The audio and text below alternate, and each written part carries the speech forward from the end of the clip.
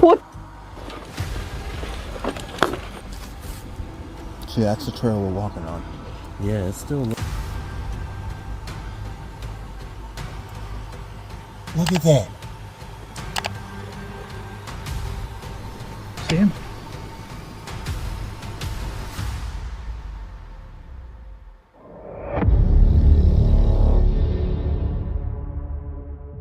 Some encounters become disturbing because the danger is never fully understood.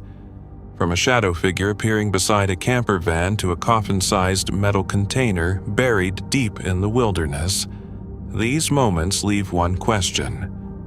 What were these people really getting too close to? On May 14th, 2026, the YouTube channel Jasco Vlogs posted a video covering another wild camping trip and paranormal investigation in the northeastern United States. This time, Jasco and his friend Chris took their camper van into a forest locals refer to as Death Hollow, a place linked to stories of satanic rituals, several murders and disappearances going back more than 100 years. Even people at a nearby pizza restaurant warned them that visiting the area was a terrible idea. Still, they entered anyway, despite every warning they had heard before reaching the forest. Our craziest camping trip yet. So we brought out the camper van and we're out in this forest that locals call Death Hollow.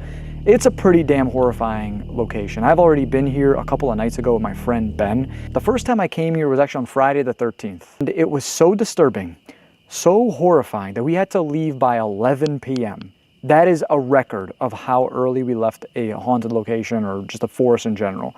I begged my friend Chris for a second chance because I wanted to really try and stay here the night. We brought the camper. We figured we're gonna try to give it our best go. Less than 10 minutes after walking into the woods, Chris suddenly stopped and pointed at something beside the trail. Set into the ground was a grave marker with a name still visible on the stone. The person had died just a few years before. What made the discovery even more unsettling was that their spirit box had already produced the same name twice before they found the marker. Neither of them knew it was there. Whatever. Wrong. Okay, I tried. Yo, brother. You see something? Deceased. It just said deceased. I mean, I don't know if this is what it looks like, kind of. What am I? Oh, it says something right there. Hold on. Peace. I have not. There's no fucking way. Wait. No. Hold on, I'm pausing this. Ben? Is this someone's grave? Wait. Why? We're on like a trail, bro. No, there's no way. No, we're like you said, there's no way. Ben? Maybe it's like a marker. Ben, come closer. May 6th to February 24th, 1988 to 2021. Okay. Oh my God. Why is this in the ground though? Okay. It could be like, maybe someone died here in this trail and this is like a marker. Could be. And then maybe, I don't know, the makeshift cross someone put there as like a... Dude, I'm sorry, my heart's pounding out of my chest right now. We were just talking about the cemetery. There's no way I think anyone is buried here, obviously. This is a trail. Right. You know, unless something bad happened on this trail. Is there a name? Hold on. Is this just another rock? Okay. I was gonna say, I thought it was a piece maybe of it. Oh no, this is big thing. There's flowers on here. Ben, there's a name. What is it? I can't see it. Hold on. What is that? What? Ben?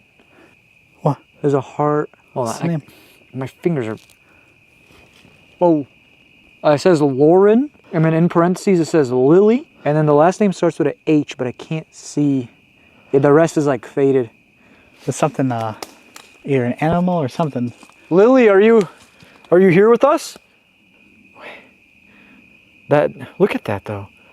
It's not disrespectful if we're just trying to, no? Yeah, I mean... Okay, girl. Deceased girl, okay. Wait. Okay, so 1988 to 2021. Bro, that's so fucking recent. I can't math right now. I don't understand. It's me neither, honestly, at this point. 12 plus 21 is 33. 33.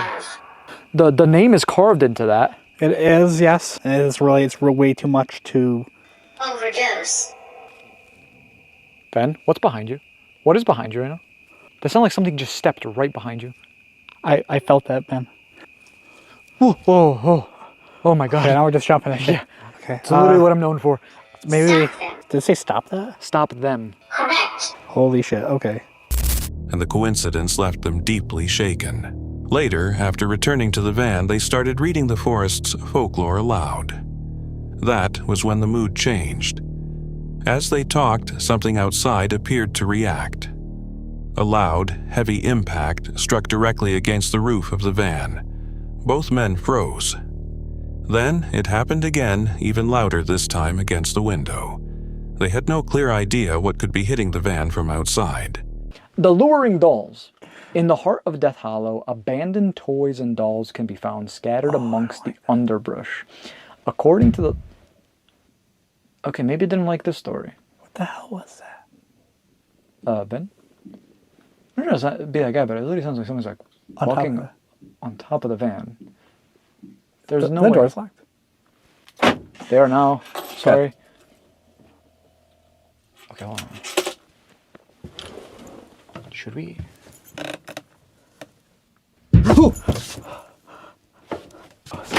No, okay, we did it. We did it. We're open. We're on. Hello? Oh shit. Bro, it sounded like somebody just hit this, like right here. No, yeah, I heard it. Trying to see if there's any signs of footsteps or anything, footprints, sorry. Farther into the forest that night, they discovered clothing hanging from the limbs of a fallen tree. Close by, a bag was lying on the ground. Inside were family photographs with no names on the backs and no obvious explanation for why they had been abandoned there. Standing in the darkness while holding pictures of strangers, Jasko struggled to understand what they had discovered. By then, they had already heard screams coming from the woods. See? Wait, It is denim. it is denim, right? That's the most squarely folded pair of pants I've ever seen. Photos. I Hell no. think we need to get going. Bro. Photos. Oh, what the hell? Look at that. What is that? I don't know. All here's the dogs that are coming after us. Oh my God. What do you think that goes to, bro? Is this something we can take to the van's house? Yeah, I'm not... Whoa. Chris? Or we should probably go into those dogs are not far. Well, don't tell them. I'll show you these. What the hell? Look at that. I'm gonna blur this next page. This is a little personal. Oh my God, dude. Guys, we are deep in the forest. We heard scream. There's clothes hanging from the branches of a fallen tree, and we find pictures of a family. Wait. Maybe there's a date on the back of the photos? Might be. Oh! Bro? You don't. I'm gonna just show this to you off screen. Oh my, dude. That is insane. Hold on. Bro, I'm sick to my stomach right now. There's no date on these photos. Look at this one, for example. Nothing on the back. Nothing. Listen, I'm gonna... It's gotta be old. What else is in this bag? Those coyotes are getting close, aren't they? Yes. I don't know. Bring it if you want. We can always throw out the Do I window or want something. to? You know what? Maybe, bro, we could You don't want figure... to litter in the forest, right? Or is that supposed to be left here for a reason? Something, we could call this in, if anything, and we could just leave it in their hands. Be like, Well, hey, let's go listen, through it all and make sure for it right now? in the van. Okay. Yeah. If you want. I don't know. I just don't feel comfortable with the coyotes out here. I don't think it's anything nice. Do you just want to see the tombstone quick? It's right here. If it's not far, dude, I'm not trying to get eaten alive tonight. The dogs are literally coming out. Probationers. Probationers? What does that even mean? It had to have been like right here somewhere. I don't know if I want to walk this far right now. It's right there. But you're right. After this, I promise you we'll go home. Or not go home, but to a campsite. I just really want your opinion on this. Then, the spirit box produced 2 words that made everything feel even worse: walk away. They had already come across several grave markers, and the device continued producing strange words that seemed to reflect the fear growing around them. The longer they stayed, the less secure the area felt. Eventually, the combination of the graves, the sounds, and the unexplained messages drove them back toward the van. Oh my God. Look. Smell. May 6th to February 21st. Bro, away. 1988, Let's walk away. Let's listen to it. 2021. Right? Let's get the fuck out of That's here. fucking weird. Okay, What is that? I will keep. Just cut this way, cut this way. I don't even want to fucking... Dude, I don't know. Should we bring this with us? Like what? I want to see those pictures. I want to actually look at them and see what, like, if there's anything Okay, there. okay. You don't have to. But... No, you're 100% right. Dude, the keys, like what could that go to? When they were finally getting close to sleep, another sound came from the van door. It seemed as though something outside was trying to get in. Jasko looked through the window and saw what appeared to be a complete shadow figure standing directly beside the van.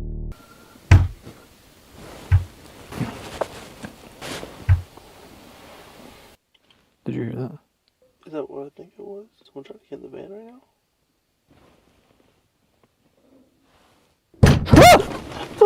What the f? What the f? What the f? What the f? No. Yo, let's get the f out of here. Let's start driving, huh? Please. I gotta move all this. Yo, what was that? Who's that? Yo, I just seen something out there.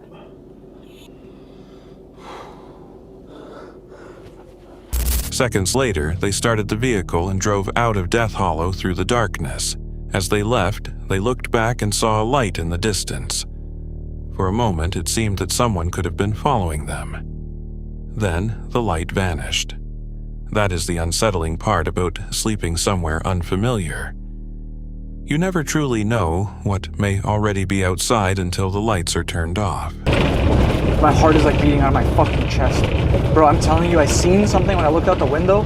It was like a full-on shadow figure, bro.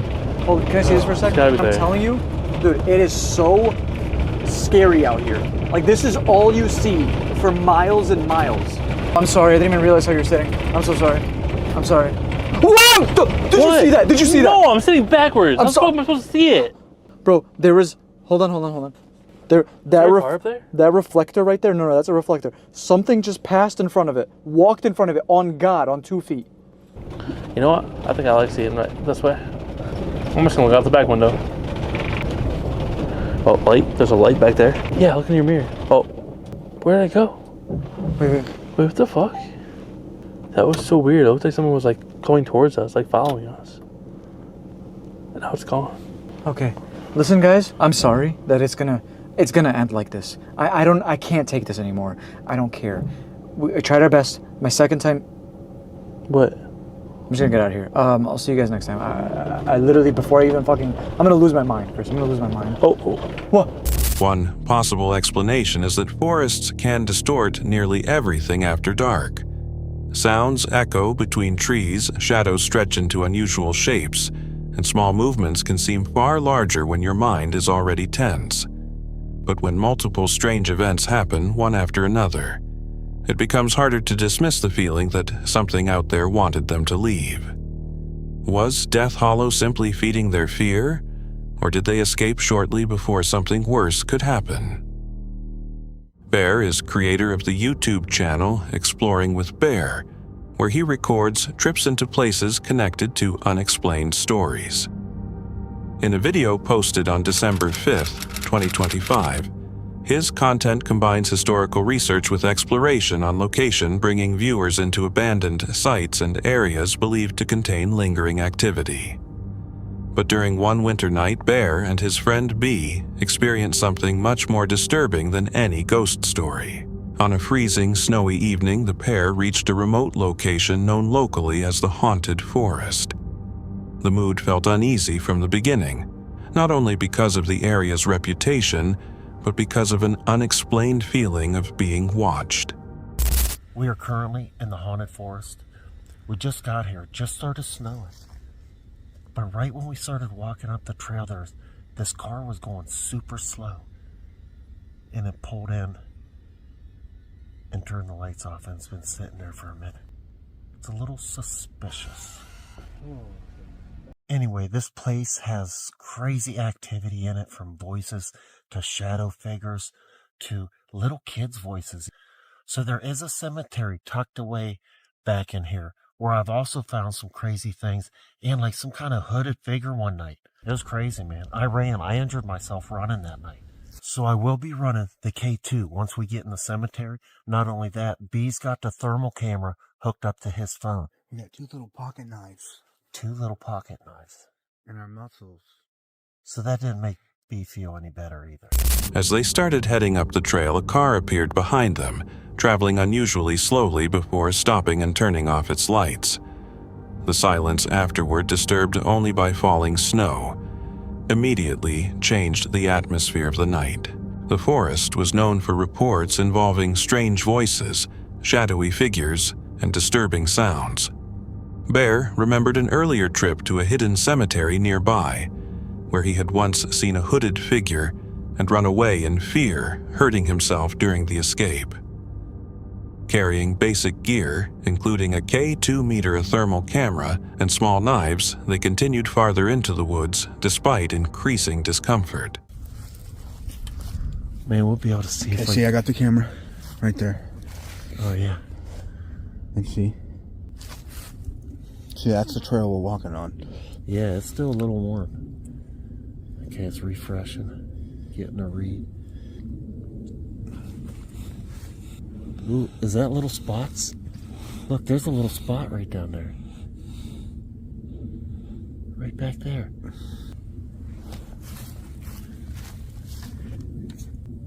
Eyeballs?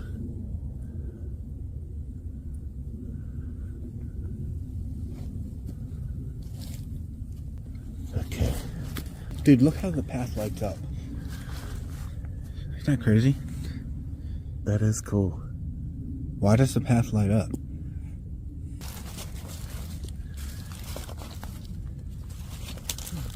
What? Oh, there's something. Put it in front of the camera. What'd you see? I went too fast. Something. Ooh. There's something up there. Something's moving up there. Do you hear that sound? Yeah, something's moving. I keep hearing crap. Man, this place is so spooky at night. What is that noise, man? That is really close. And where they came from, the direction is a dead end. You know what I mean? Yeah, that means they were sitting way down there for a while and then seen us turn their lights off and pulled in across behind us. As they followed the trail, the thermal camera started revealing unusual heat signatures on the ground and brief distortions suggesting unseen movement. Thoughts of the suspicious car remained with them, making the situation seem less like chance and more like intentional surveillance. They continued toward the old cemetery, a location Bear connected with a previous disturbing find that looked similar to human remains near an aged grave. So, there was like some organs back here one night, man. Some what? Organs? There was organs back in the back of the cemetery. It looked like organs. It was a pile of organs or something. Same place where the hooded figure was. That's where we're about to go. Right up here, man. Right up here. Where's it at? Right in there behind those bushes, man. They were standing right in the middle back there. Oh. Whew.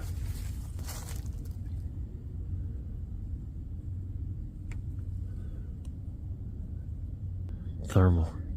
Yeah, dude, some of these are really hot. Some are showing hot, and some are not. But then look at out there. You know what I mean? You see a whole bunch. Yeah, check out how old some of these stones are. Some of them you can't even read no more. 1899. The organs were right back here. Shh. Did you hear something moving?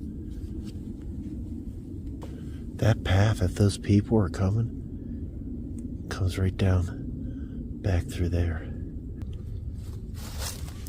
Too cool. Well, hold on, dude. I thought I'd just seen a light down on the path. I'm telling you, I feel like I feel like I'm being watched. Yeah, I feel like there's somebody right down here, man. Surrounded by headstones dating to the late 1800s, the sensation of being watched became stronger. A distant light and strange sounds coming from the woods increased the tension, making the location seem threatening instead of deserted. Eventually, they chose to head back to their truck. While returning, the same car appeared again, moving slowly behind them. There's a light back in the forest.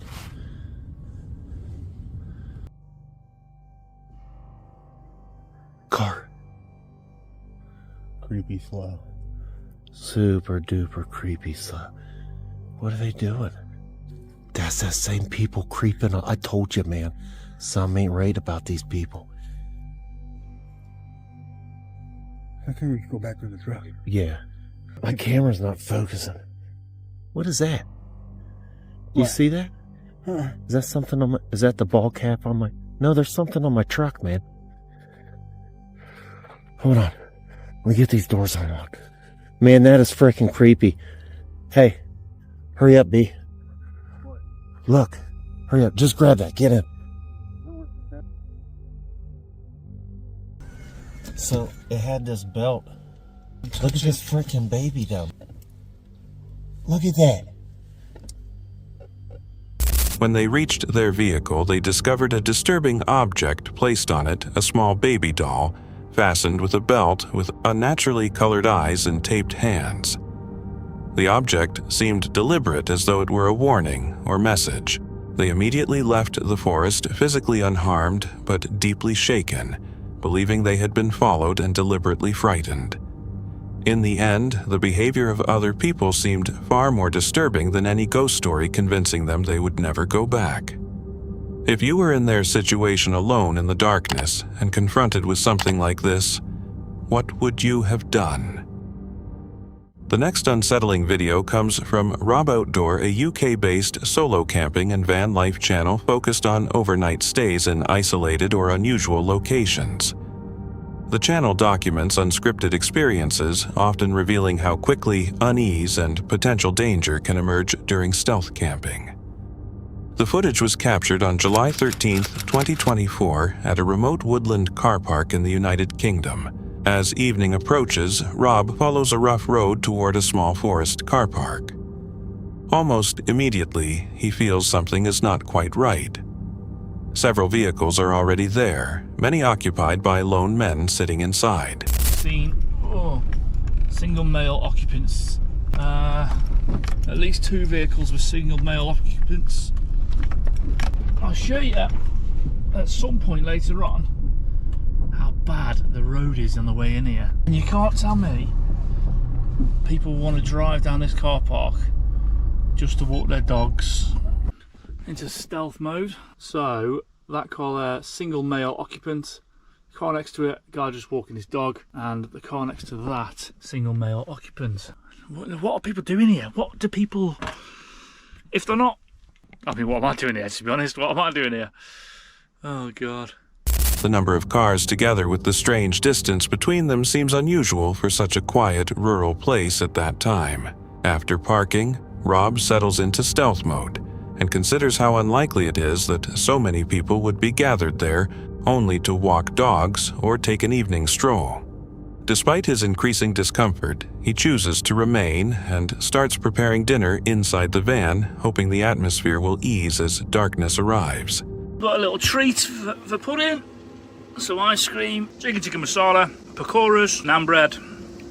Yes, I spilt some. A bit more naan bread cooking in there. And a beer. This place is weird. Bloke in the van's just pulled up. He was parked there. He was parked there. He walked down there. See him?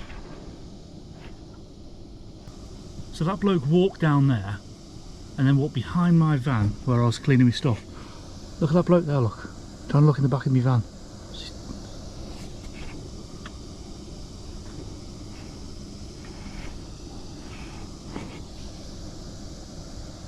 While arranging equipment near the back of the van, Rob notices a man passing close behind him.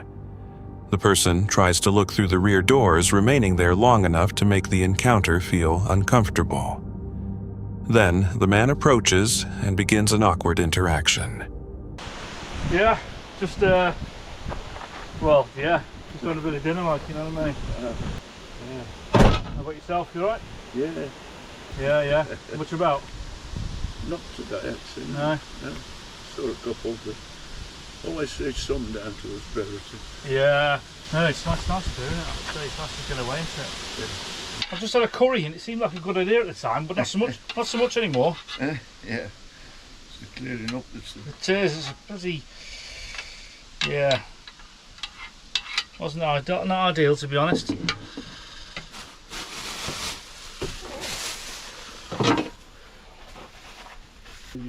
All right, mate, no worries. I'll have my dinner. Have a nice evening. And you. Cheers, ta-ra.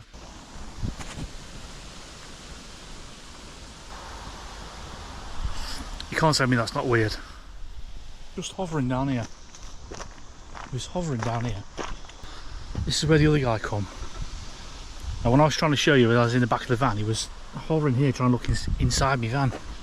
But he said he'd just been deer hunting.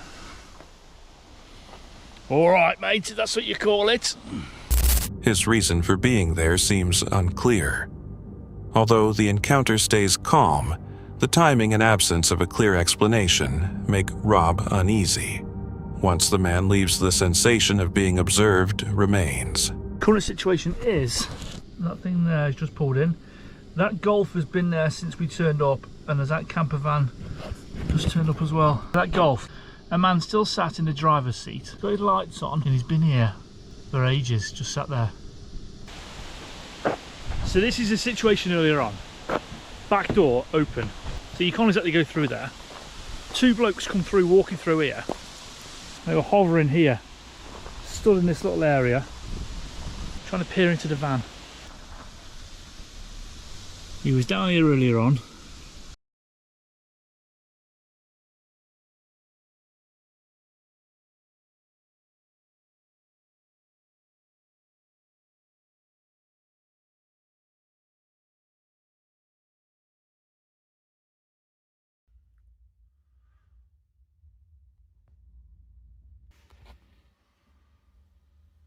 Look what's back, people. Look what's back. Vehicles keep arriving and changing positions. One van seems to leave and come back repeatedly, while others stay parked with engines running and headlights on. People repeatedly remain in the same areas, making it difficult for Rob to feel hidden or comfortable inside his vehicle. As Rob gets ready to sleep, the situation becomes more intense. 5 minutes ago, 2 cars have been round, popping their horns. The motorhome that was here, he's bottled it and he's gone. It's now 11:30, and I'm not in the same car park. I've moved on. Just getting into bed, just like as I said, a couple of cars turned up. One held its horn on in the main car park for ages, and then he pulled next to the other camper van that was there, held its horn on for ages, and then pulled up next to me, held its horn on for ages, and then as it went to move out the car park, another car pulled in. So at that point I thought, I'm getting out of here. Several vehicles begin intentionally blasting their horns nearby, keeping them pressed for long periods. One pulls beside the van and continues honking with laughter heard from inside. By then, the behavior no longer seems accidental. It appears deliberate. Later that night, Rob chooses to leave the car park completely and drive to another location to rest. The next morning, he reflects that although nothing openly dangerous happened, the persistent attention-repeated vehicle movements and deliberate noise created an atmosphere that felt progressively unsafe. He explains that remaining there likely meant lost sleep and increased stress, and by following his instincts, he feels leaving was the correct decision. Situations like this make it difficult to tell whether the behavior was coincidence, intimidation, or something more intentional. In places expected to be quiet and deserted, how do you know when to trust your instincts and leave? More than a decade after his visit, a solo camper returned to an isolated mountain area in the American Southwest, a place he had intentionally avoided since one night that remained with him for years.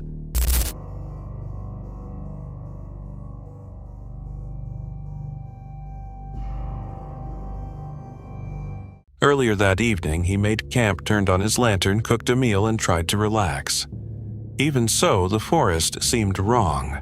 A couple nearby said their dog had suddenly become terrified. Earlier behavior they claimed never happened without reason. We are out in the middle of nowhere, and actually camped here about a decade ago. A situation happened that kind of freaked me out. I'll explain it in a little bit. There is something right here behind the camera. A recent bear sighting only increased the unease. As darkness moved in, memories returned. 10 years earlier, during a storm in the same region, he had heard something he never forgot: a woman screaming. It did not sound like an animal or the wind, but like a person calling out in terror. Less than a mile from where I'm at right now. It started raining, so it was already kind of the end of the weekend. We just started packing up. So we're packing things up in the truck, and it's raining on us pretty bad. Just down the last couple items, getting ready to go, and I hear a scream, and I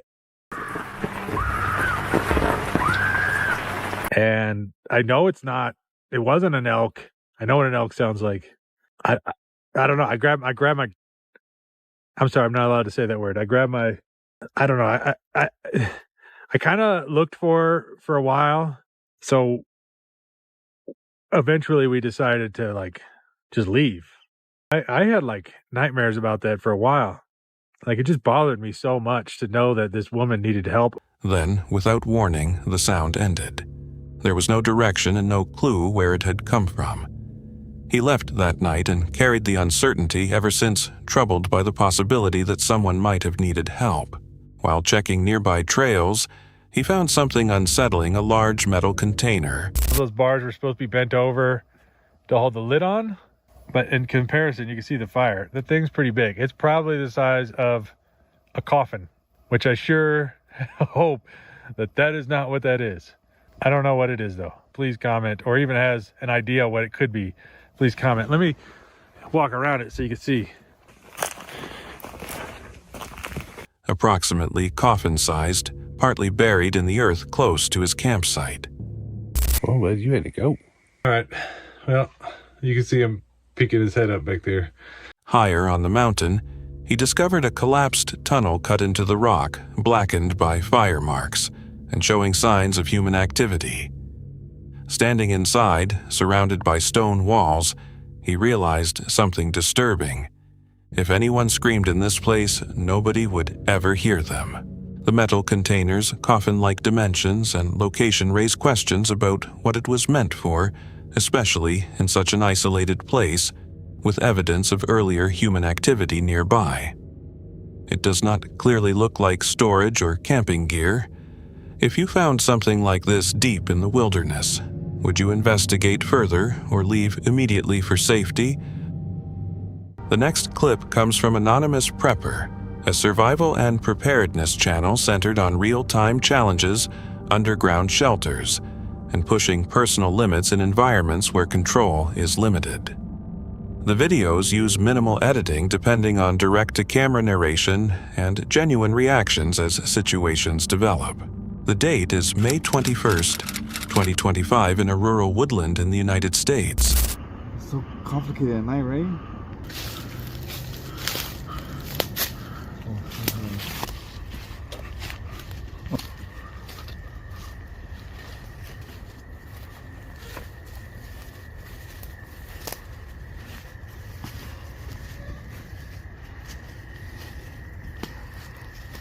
Alright, let me see. Here.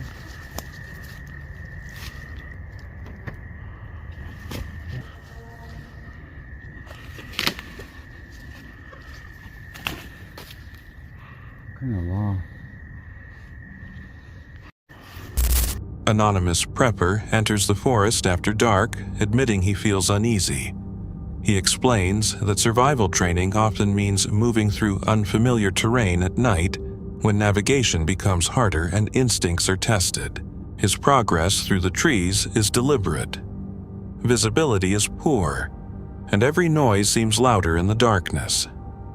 He emphasizes that fear is part of preparedness, and learning to manage it can be just as important as equipment or shelter.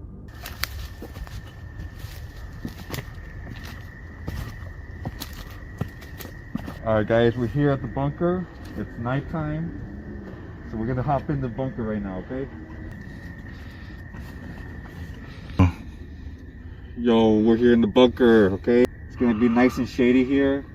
Alright, we added some benches up in here. Alright, now the plan still stays the same, okay? We're gonna be digging this out. Alright, our plan is to go deeper underground and make this even a little bit more wider. After descending into the bunker, he briefly shows the inside. The space is basic, enclosed, and dark. It protects him from the elements but offers very little comfort. Sounds from the forest outside become faint, leaving the shelter feeling isolated from above. He explains the challenge for the night sleeping inside the bunker without supplies in what he calls a military-style rest scenario. The purpose is to find out whether he can relax and sleep inside an unfamiliar, confined space. As the hours pass, his voice grows quieter and more careful. Alright guys, you asked for it, and I'm gonna deliver, okay? I'm gonna be doing an overnight challenge here. No supplies. As you can tell, I don't have my backpack on, so I'm gonna show you an example of how I'm gonna be sleeping tonight. In a bad situation, guys, you guys gotta be willing to sleep anywhere where I know where hopefully no animals will get to me tonight, okay? We do have coyotes here. Luckily, we don't got no bears where we stay at. So this is how I'm gonna be sleeping, okay? As the night goes on, his confidence begins to fade. Fear starts taking control, and he no longer believes he can remain there until morning. Rather than force himself to continue, he decides to leave the bunker early, openly, admitting that panic has taken over. The challenge ends not as a defeat, but as a lesson. Nighttime environments can overwhelm even experienced people, and knowing when to step away may matter as much as continuing forward. Would you have stayed overnight or trusted your instincts and left? Not every storm seems dangerous when it begins. Some stay quiet long enough for you to lower your guard.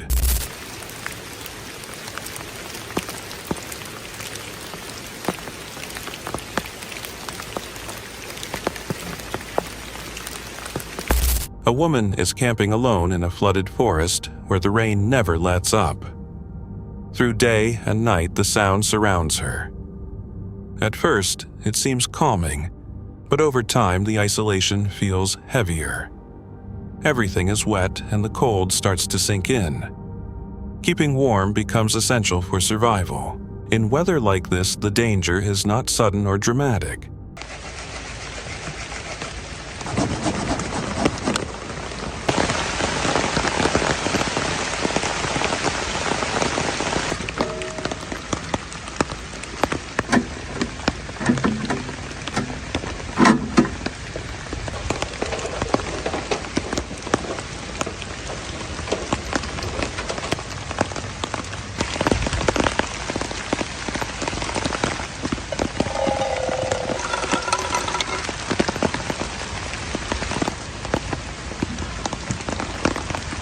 Develops through small problems, a fire that will not start, body heat gradually disappearing, and nobody nearby to help. She depends on fire-starting gel to keep the stove lit, because in a forest soaked by rain, losing fire means losing protection.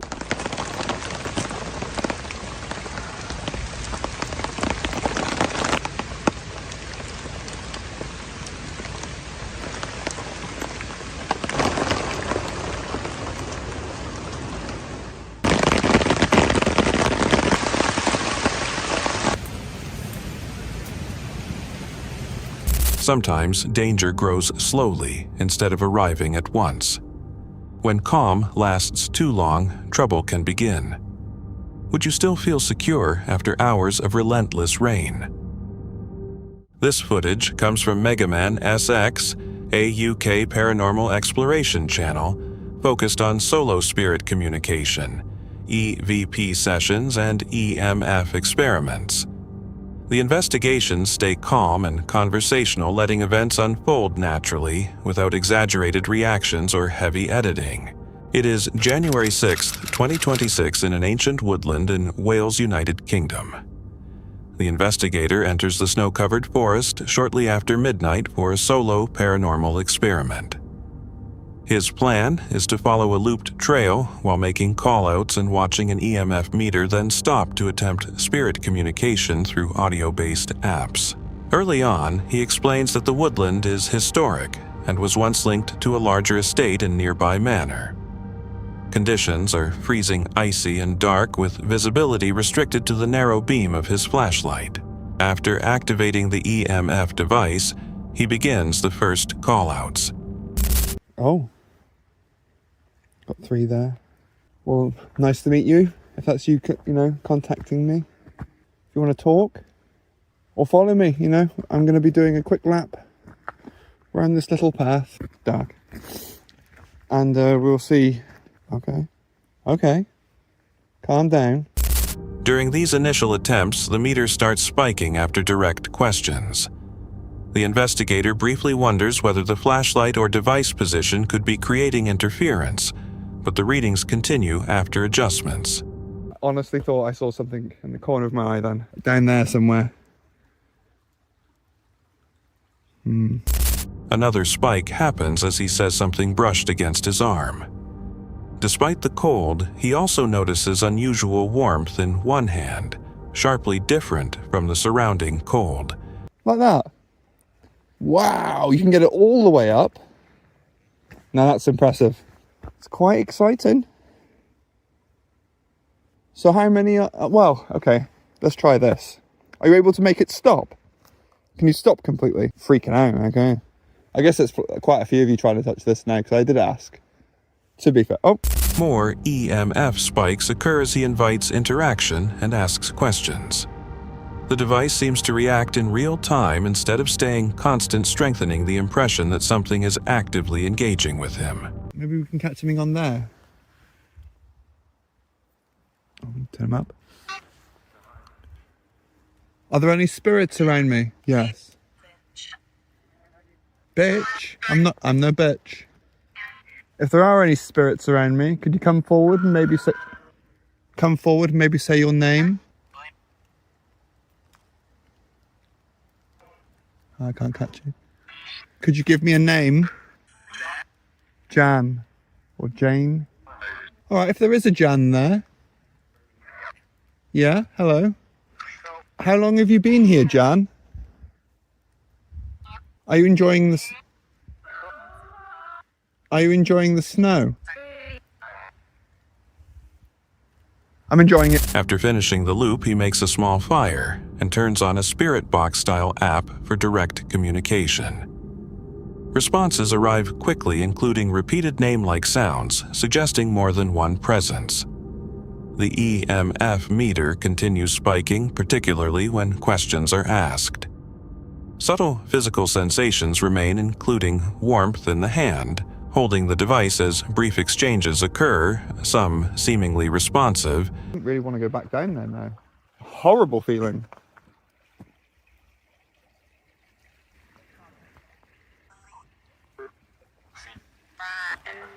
I'm not a chick. It just said chicken. I'm not a chicken, but I'm getting chills all down me now.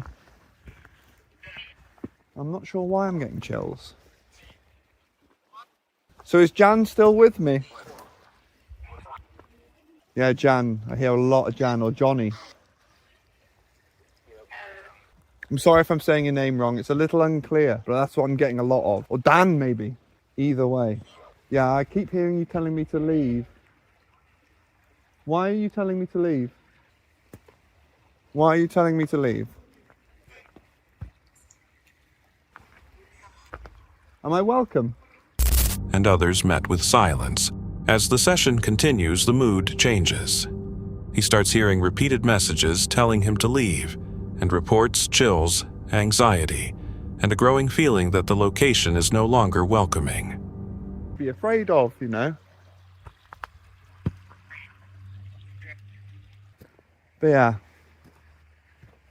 Anyway, I think, and we'll come back at a later time maybe, and maybe explore a little deeper there, along the other way.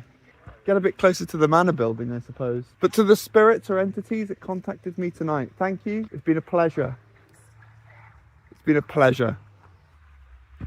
and I'd like to say goodbye, and I'll meet you another time. While returning through the woodland, additional responses seem to repeat the same warning. Noticing the shift in atmosphere, he ends the experiment and leaves. No clear explanation is given for the EMF readings responses or physical sensations, leaving the experience unresolved. Do you think something responded to him, or did the environment shape what he heard and felt? That's it for tonight. Which moment creep? Drop it in the comments. Have your own story. Share it with us, and stay tuned. The next one is even darker.